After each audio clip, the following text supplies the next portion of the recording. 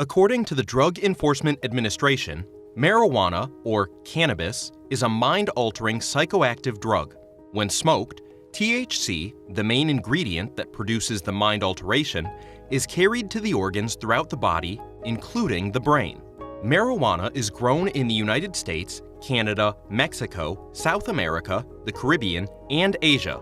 And in the United States, it's a Schedule I substance under the Controlled Substances Act. Schedule I substances are drugs that have no currently accepted medical use and a high potential for abuse. Here, marijuana is grouped with other drugs such as heroin, LSD, and ecstasy. When Oregon became the first state to decriminalize marijuana in 1973, a Gallup poll revealed that, among American adults, 12% had tried marijuana, and this 12% was 3 times higher than what it was in 1969, which was just 4%. At the same time, many scientists opposed the idea of laxing marijuana laws. It was thought to be madness, according to the United Nations Narcotics Laboratory.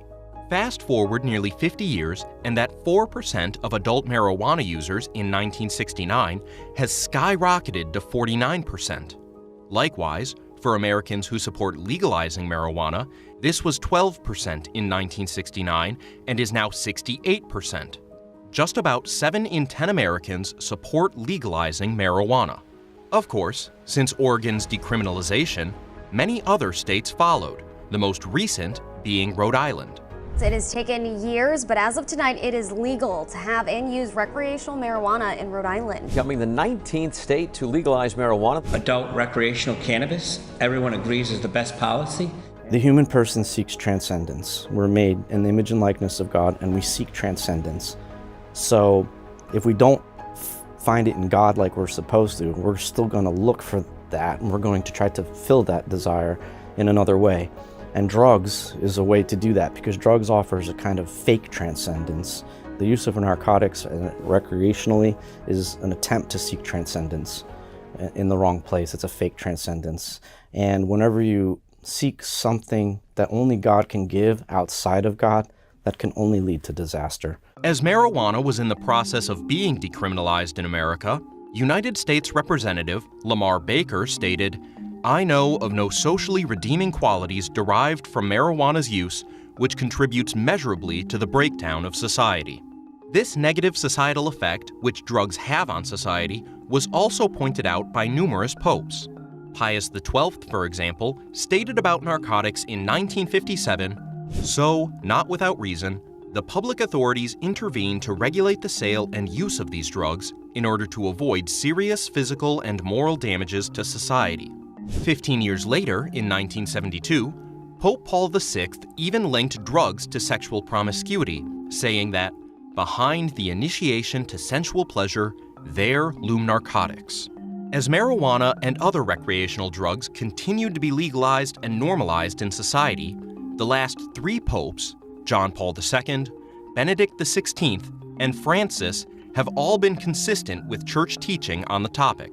While the moderate use of alcohol as a drink does not violate moral norms, and hence only its abuse is to be condemned, the use of drugs, on the contrary, is always illicit. Drugs are pseudo-mysticism of a world that does not believe, yet cannot rid souls yearning for paradise. Drugs are a wound in our society, a wound that traps many people in the networks. They are victims who have lost their freedom to fall into slavery of a dependency we can call chemistry. Anytime you give yourself over to sin of any kind, you ultimately become its slave, because you reach a point where you can no longer resist it, you can no longer fight it. You've grown in vice instead of virtue. Virtue is the habit of doing good, vice is the habit of doing evil. If you've turned to some evil thing, and you've turned to it multiple times, again and again, you're going to destroy the virtue, the opposing virtue, and you're going to grow in that vice, and then you're going to become truly vicious in that sense. The Catechism 2291 spells out very clearly the use of narcotics, and marijuana definitely falls under this. The use of drugs inflicts very grave damage on human health and life. Their use, except on strictly therapeutic grounds, is a grave offense. Clandestine production of and trafficking in drugs are scandalous practices. They constitute direct cooperation in evil, since they encourage people to practices gravely contrary to the moral law. And there you have it. Marijuana, recreational marijuana, falls under this, as do opioids or any other drug.